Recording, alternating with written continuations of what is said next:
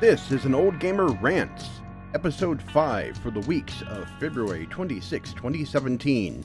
Ryzen arrives, an overhyped game delivers, and other stories. Hello gamers, and welcome! My name is Mike, and I will be your host for today's show. An Old Gamer Rants is where we take some news highlights from the past 2 weeks, and I give my thoughts about some of them. Don't talk about all the gaming news that's been around for the past 2 weeks that have come out in the past 2 weeks, but some of the more stuff that I found a little more interesting. If you thought that there were some news stories that should have been on the show instead, talk about them in the comments below and let's get a discussion going. If you're on Google Plus and in our Gamers Bay community, we will have a thread for the show there. Put your comments there for what news you thought should have been on the show, and let's get a discussion going. This is a completely unscripted show, as I said, covers the news for the past 2 weeks. So let's get started. Small bit of news here, D.I.C.E. Summit's taking place. Now the D.I.C.E. Summit here, think of this as the GDC covers more the technology side of the gaming industry. Talking more about how games are made, the technology that goes into their creation, that sort of thing. That's what the GDC covers specifically. Now, this group, they cover the science of gaming and the gaming as an art, gaming as, video games as art, video games as a science. That's what this summit mostly talks about, mostly covers. And afterwards they have a award show, which is sort of the Oscars for video games, and it's all ran by the Academy of Interactive Arts and Sciences. This is a group that came up that tries to give, the video game industry more of a legitimate look to those outside of video games. And so the summit's going on. I have not seen the awards show yet. I have been working more so on getting the trailer for gamers ready. So there is a lot of stuff in gaming news that I've looked over but have not really looked into too deeply. That's going to change next 2 weeks after this. We've got GDC coming up soon, and so there aren't any big announcements made at D.I.C.E. because that's not what the D.I.C.E. Summit's about. So there hasn't been anything big out of it. I know IGN's been covering the various panels and discussions. Most of it is all the science and philosophy of video game design, how video game worlds are built, that sort of thing. Whereas GDC is more the technology behind video games, and big announcements for some games are made there. And then E3 is geared more towards the business side of the gaming industry. Gaming industry as a business. Okay, really big news. I'm an AMD user, and AMD has talked about Ryzen before, made some announcements before, they released some synthetic benchmarks numbers before, but now they've finally given us some nitty-gritty information on what Ryzen is going to be, what it's all about. So, these are the Ryzen 1700, Ryzen 1700X, and the Ryzen 1800X are their new top-end CPUs. And what AMD is doing is, instead of trying to beat Intel in performance, they do just slightly. They're trying to hit Intel where their weakest point is. Intel's weakest point is their pricing. It's always been their pricing. That's been their weakest point. Now, back in back in 2009, 2010, 2012, around that time, before that time, AMD was actually top dog. They were actually ahead of Intel. They came off of developing the first 64-bit chip. They had the first multi-core processors. They were really beating Intel, in almost every way. Then AMD did something they really shouldn't have. During a time when there weren't really many applications that were taking advantage of multi-threaded CPUs, they bet the farm on multi-threading. So what they did is they released a series of chips, their FX chips, where every two core shared one pool of cache, so that they would boost multi-threaded performance, but at the expense of single-threaded performance. And Intel chips just basically slaughtered them when it came to single-threaded performance. And most games then were not multi-threading capable. That's changed since then. A lot of games now are multi-threaded. The Call of Duty franchise, Battlefield franchise, and especially GTA 5. GTA 5 on PC is most definitely multi-threaded. So, current games handle multi-threading on multiple cores on CPUs today. That was not true back then. It was a special case thing if some games supported multi-threading, multiple CPUs, multiple CPU cores. It was a special thing back then.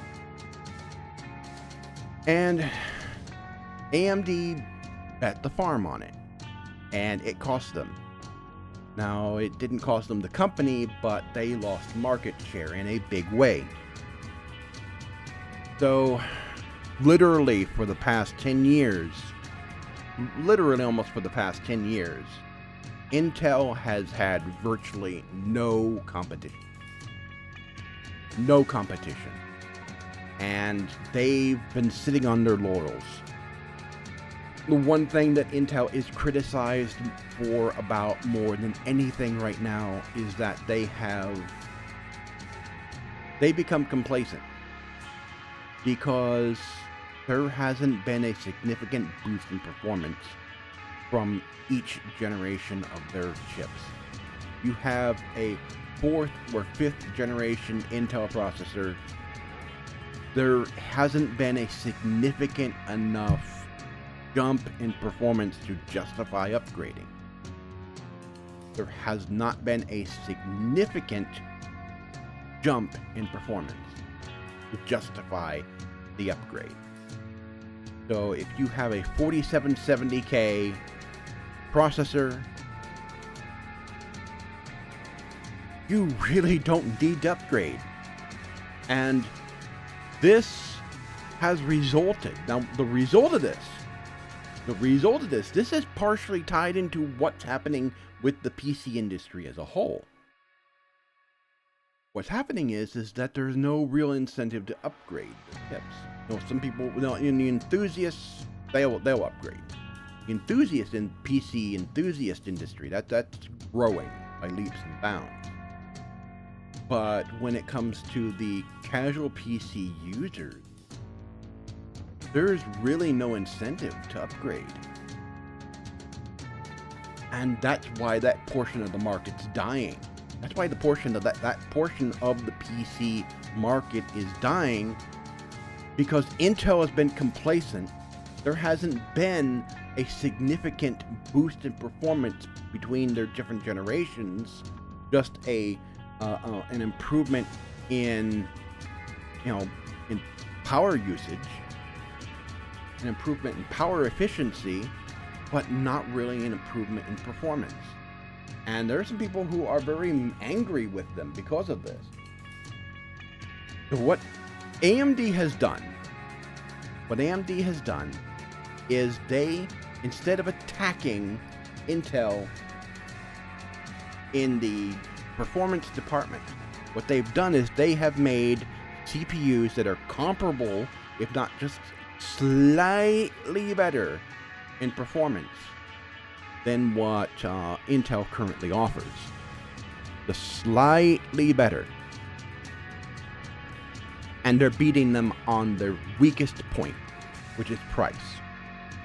The Ryzen 7 1800X, an 8-core, 16-thread CPU with a base clock of 3.6 gigahertz, the boost clock of 4.0 gigahertz, and that can be raised up a little bit more with overclocking, and a and a better CPU cooler.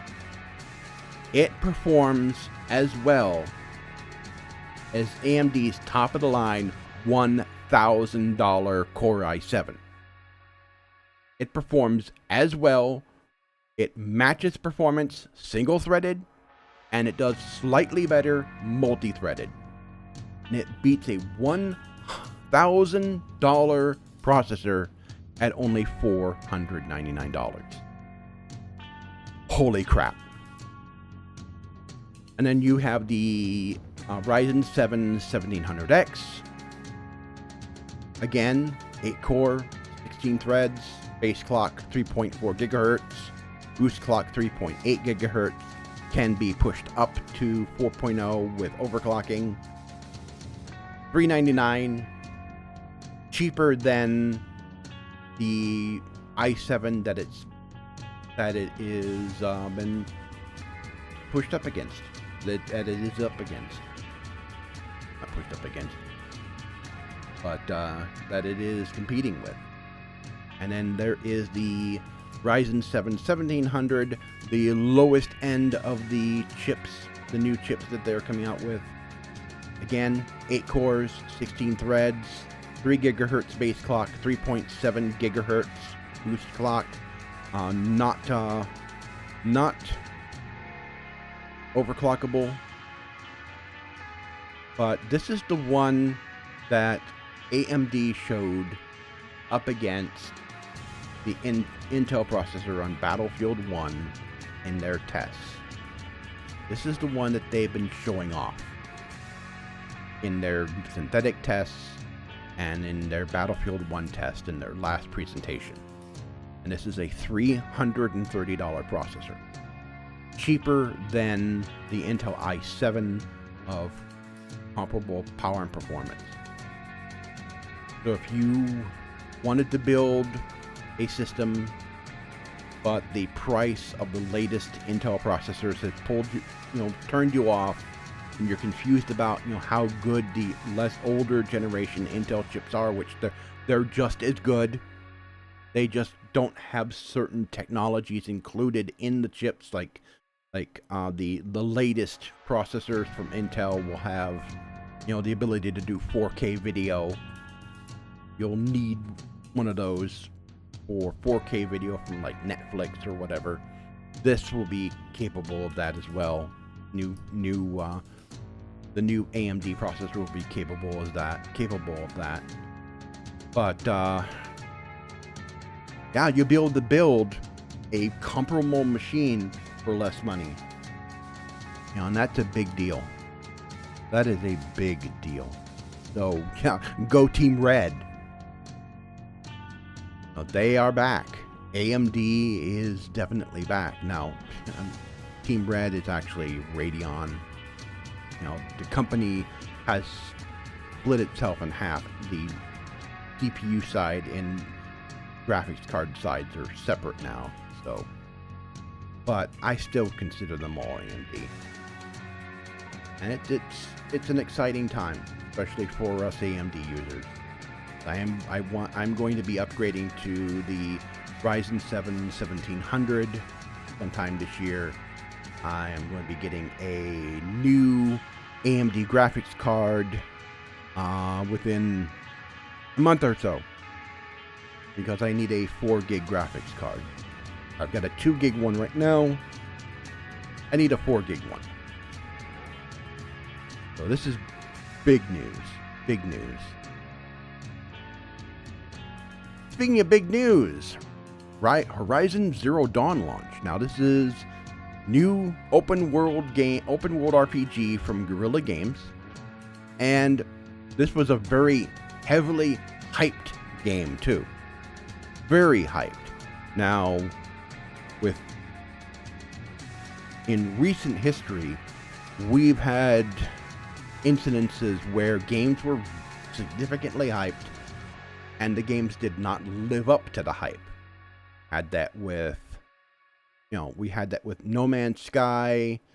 We had that with a few other games that were massively hyped and they just didn't live up to it. Like we had this with Evolve. We even had this with to a certain extent with Destiny. And Destiny didn't fully live up to the expectations of the hype either. Even though it's still considered a success, it didn't live up to the expectations of the hype. Horizon Zero Dawn has. This is an example of, a open world game done correctly. And the reviews have been glowing for this game. I have not tried it yet. Our PS4 decided to take a dump. It's not broken. What it is my roommate's account suddenly showed up as being his system suddenly showing up as being deactivated, and he couldn't reactivate it. And whenever that happens, you get locked into this infinite loop with Sony trying to get your system reactivated, and they tell you have to reactivate it with the system. You can't reactivate it with the system. It's a pain. The forums are filled with people screaming at Sony to fix this problem. But yeah, the reviews are in. And so far, they're glowing. People love this game. They're loving it. This is how an open world game should be made. How it should be done. And this is how, you deliver on the hype. This is how you deliver on the hype. Now, the technology behind this game will be used by Hideo Kojima for his game Death Stranding. So he's actually working with Guerrilla Games on the engine.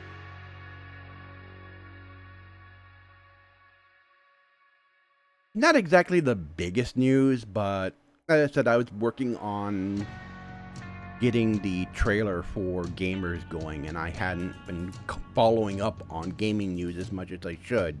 But this stood out. That Bethesda's working on 7 new projects, and that we've heard about one, and we've seen one of the others. One that they're working on is a new mobile game, because they've had one other one out for some time now, which is Fallout Shelter, which I will be doing a video on. I have Fallout Shelter for Windows. I will be doing a video on that in the future, very soon. I have a follow-up video for the one I did on Bethesda Net mods, and I will be doing a follow-up on that video soon to show you the mods in action. But one of the games they're working on is another mobile game. We don't know what that one's going to be. And the other one is Skyrim for the Switch. And Bethesda's being really tight-lipped as to exactly which version of Skyrim this is. Is it vanilla Skyrim from 2011? Or is this Skyrim Special Edition? I doubt very much. Now, it can still be Skyrim Special Edition, but without the mod support. Because I don't expect the Switch to get mod support. I really don't expect Nintendo to allow that. So it's very possible it will not get mods. Very likely won't get mods. So it'll just be vanilla Skyrim. It'll be vanilla Skyrim Special Edition with some of the graphical improvements, but without the mod support. That's what we're going to be getting. Which we have some other financial obligations here like getting some roof work done on our place, so we won't be getting a Switch right away. And, be due to the copyright situation with Nintendo, we will not be doing any gameplay videos of any Nintendo games. We'll still talk about Nintendo news, but we'll not do any gameplay videos, not until Nintendo changes their tune. But I thought it interesting that they're working on 7 new projects. Is Elder Scrolls 6 one of them? Don't know. They're being very tight-lipped as to what these are. Although some things have been said that we may get to see what some of these projects are at GDC, which is coming soon, and at Bethesda's big presentation at E3. That they're going to do that once again. So we will find out what they're working on. 7 projects. Normally they don't work on that many new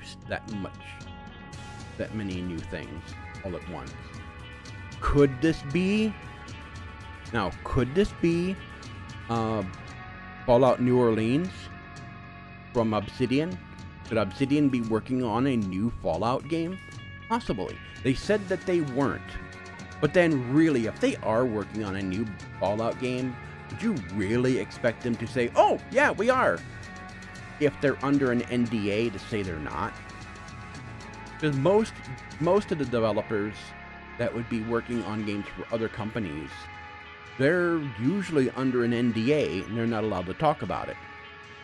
So most times they will say, "No, we're not," or they'll say, "We're not ready to talk about that." Most will say, "We're not working on it."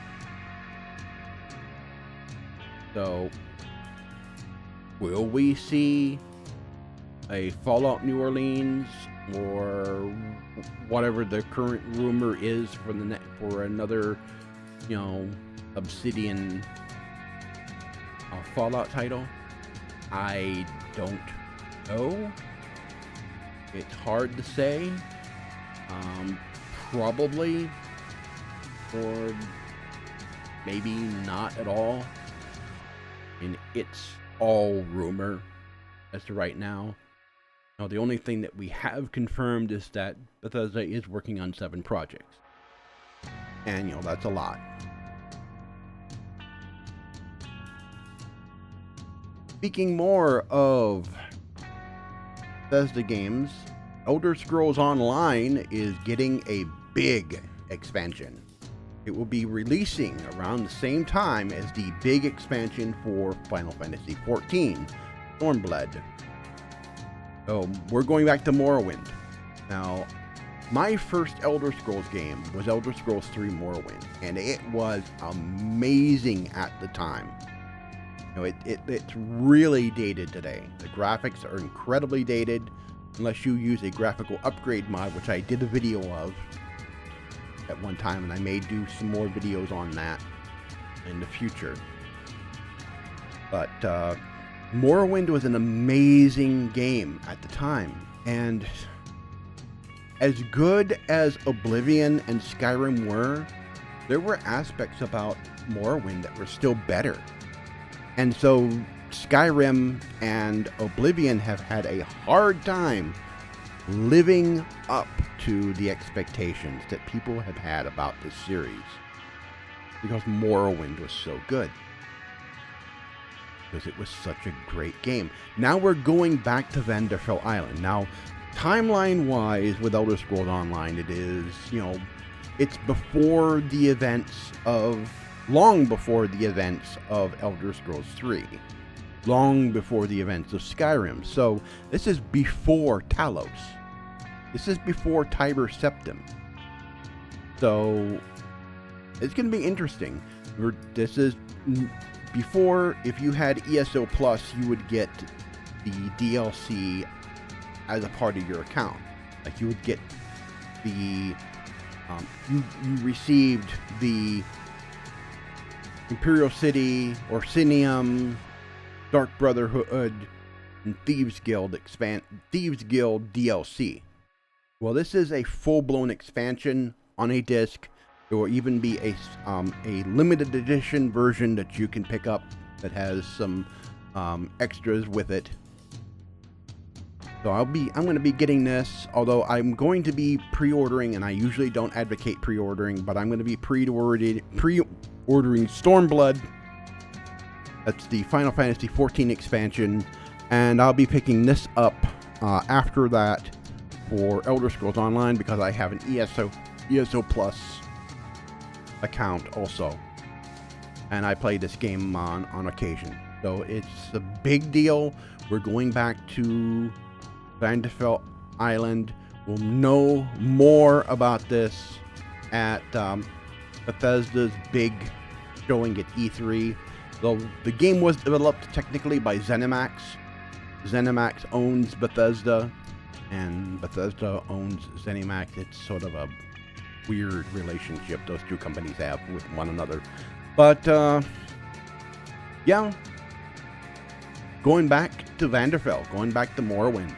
That's a big deal for me because this game influenced me so much in playing video games. It changed the way I looked at role-playing games. This was such a big deal back in the day. This game was such a big deal. It just changed everything I thought about role-playing games back then. So I'm glad we're going back. I'm glad we're finally going to go back. Vivek City is going to be under construction at this point in time in history. It's going to be interesting to see. I think Balmora existed back then, so we may see that and other locations that were from the first game. And ZeniMax understands how big and important this is because they understand that fans are not going to give them any quarter. They're not going to give them any quarter on this. They are going to be scrutinizing this with a fine-tooth comb, and they know that any tiny little mistake, they're going to get nothing but flack. So they are being very careful with what they are doing with this. There will also be an alternate start, from what I understand, with this also. So instead of just starting with the basic game, you'll have an alternate start on Vanderfell. And also a new class is going to be coming out for Elder Scrolls Online as well with this game. So it's expansion. So it's going to be a big deal for ESO players. Okay, the big day is on its way.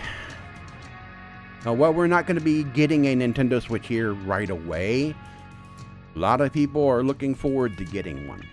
We have just 1 week left, and then the world will be getting the Nintendo Switch. Some people have already been getting them. Lamar Wilson got one. Some other reviewers on YouTube have gotten Nintendo Switches. There are some people who have been doing some playthroughs of have been doing some brief gameplay videos of Breath of the Wild. Nintendo not letting them do a full playthrough yet because they want a lot of the storyline to be, they want a lot of the storyline not to be spoiled for people who are getting the system. We're going to be getting Breath of the Wild for the Wii U because the Wii U is still a good machine. The problem with the Wii U is that Nintendo screwed up the marketing for it. Even to this day, there are still people who think the Wii U is just an add-on for the Wii. I am not shitting you. There are people who still think today, now, that the Wii U is just an add-on for the Wii. I'm not lying. So Nintendo needs to make sure that they don't make the same mistake in the marketing with this. And so far, they've been doing a good job of marketing exactly what this is and what it's not. They've been trying to claim up and down that this is not a replacement for Wii U, but let's be honest, people, this is a replacement for Wii U. The Wii U is another GameCube. It's a console that did okay, but could have done better. So this is a replacement for the Wii U. And the reviews of it so far from the people who have gotten their hands on them early are that it works really well, that, you know, it's a good device. It will not have the Virtual Console at launch, which I hope that's good news. Nintendo has this bad habit. They've got this bad habit of slowly releasing titles to the Virtual Console. They need to break themselves of that habit. They need to release Virtual Console games. You know, they need to have a robust library instead of trickling the release, instead of releasing games in a slow trickle. Because just recently they released all except for maybe one or two major Zelda games onto the Wii U. My roommate picked up a whole bunch of them. The original Legend of Zelda, the Zelda 2, he's had those for some time now, but he's got Wind Waker HD, he's got Twilight Princess HD, he's got a Wii U version of Skyward Sword, which still uses the Wii Motion Plus. We haven't determined whether or not they've improved the software behind that so that it plays better, because on the Wii it was awful. And he's got the Majora's Mask, the redone Majora's Mask for the system, and he's got the Minish Cap, which was yet another collaboration between Nintendo and Capcom. The other Capcom and Nintendo collaborations on Zelda with 4 swords. But Nintendo's got this bad habit of slowly releasing titles to the Virtual Console. My hope is that the reason why the Switch isn't getting it right away is that they're giving themselves time to have a robust library, because it doesn't have a big library starting out, launching with a pretty small launch library. We are getting Zelda, which is a huge title. We're getting 1-2 Switch, and I think a couple of other games. I don't think Mario Kart is ready yet, and we're not getting their next big Mario game until the end of the year. There are some other games coming. Skyrim for the Switch will not be a launch title. It will be coming out later in the year, though, but it's not going to be a launch title. Now, we do have third-party support for the Switch, which hopefully that will not vaporize like it did for the Wii U. So far, based on what third-party companies have been saying about the Switch, it may not lose third-party support like the Wii U did. So they've been pretty happy with the way Nintendo has been treating them, the way Nintendo's been giving them support, helping them out. They've been a lot more amicable to third-party support.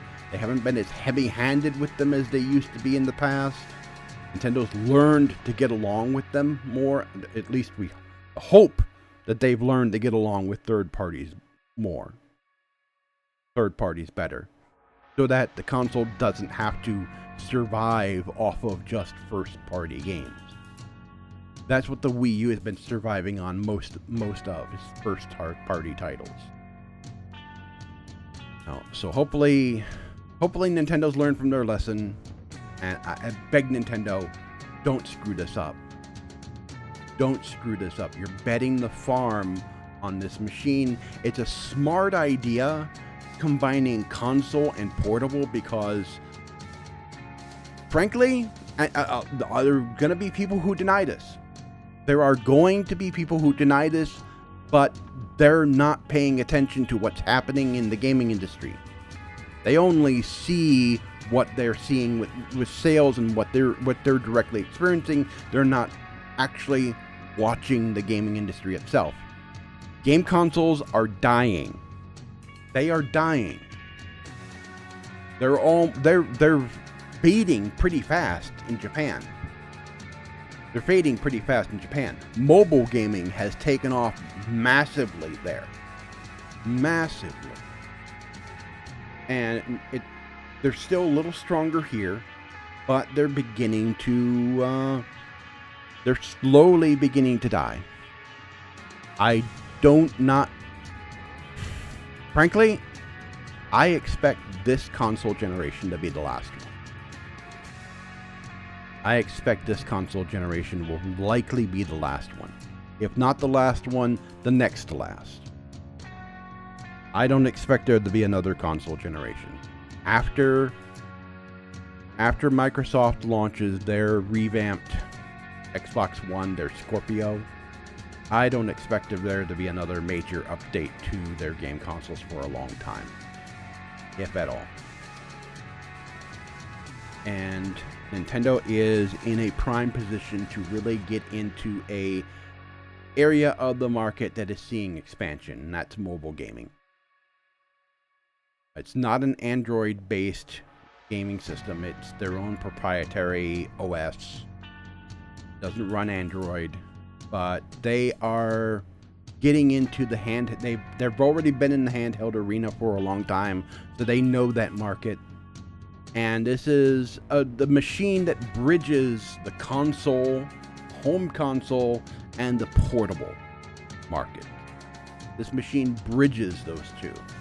And the one company that's in a position to be able to bring those two together and make them work is Nintendo, because they've been the mobile top dogs for a long time.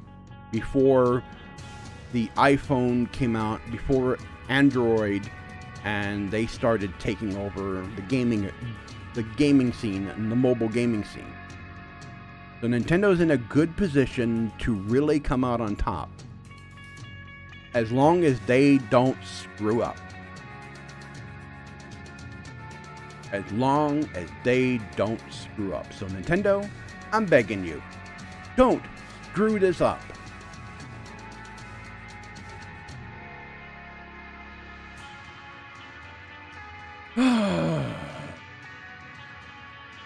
This has been a tough week because I have been, working on the trailer, working on ideas for the trailer for gamers. So I haven't covered as much in the way of the news as I should have. Why the selection I have is the selection I've got. So if you don't think that I covered enough and there are news stories that should have been on the show, comment about them below. Also, remember, we have a thread for this show on the Gamers Bay community on Google+. Go there and sign up if you haven't already signed up, and let's start talking about some of the news items that should have been on the show, or you think should have been on the show. Or talk about some of the stuff if you think I'm just full of crap and you want to, about my ideas and comments, just, let's have some discussions. Let's talk. Let's find out what you have to say about current gaming news. I have been Mike. I've got some new stuff in the works. I've got a video on Fallout Shelter coming. I've got the Fallout video on the Fallout 4 mods that I did. And some other new stuff coming down the pipe. Chloe and Professor is going to be switching to a new schedule. I'm going to be moving it off of Mondays back onto Fridays, and it's going to be on an alternating schedule with gamers, because frankly I've been burning out a little bit on Chloe and Professor. I love making the show, but sometimes coming up with ideas for it when the gaming industry doesn't give me much material to work with. Things have been happening with the industry that not quite as bad as it used to be. It still is to some extent, but not as bad as it used to be, and so I've been also working on changing the message of Chloe and the Professor, shifting it more towards a more positive message, less of a negative to bitch and moan about what the gaming industry is doing and more what gamers can do. More about, how gamers can change the gaming industry, improve it, how they can have an influence, being more positive than a negative message, which I think is what we really need. But again, I've been Mike, and thank you for watching. We'll be back in 2 weeks, and I'll see you next time.